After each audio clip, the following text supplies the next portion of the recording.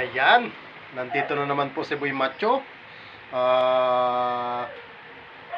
Sabayan niyo ako sa aking pagkain. Gusto ko lang na balik-balikan ang kung saan ay nakaranas ako nung aking kabataan na makapaglagay sa kanin ng ganito. Sa lahat ng naka-relate nito ay paki-share, paki-like at paki-subscribe ang aking YouTube channel, si Boy Macho. Ito ang aking isasabaw sa kanin ngayon, ang tuyo at mantika. Ito may ulam din ako na isda, tapos may saging din dito. May saging din, kaso gusto ko lang na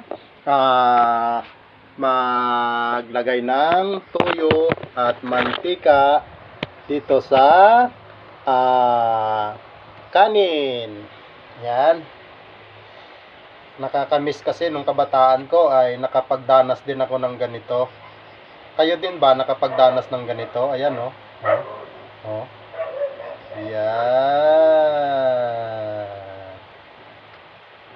Alam ko nakaranas kayo ng ganito.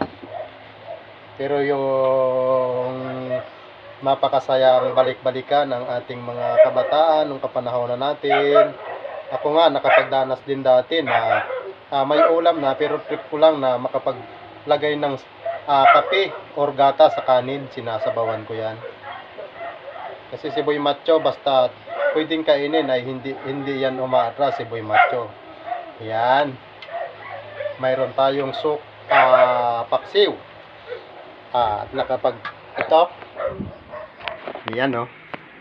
Yan, nasabawan ko na ang kanin. Nilagyan ko ng mantika at tuyo. Tara, kain tayo.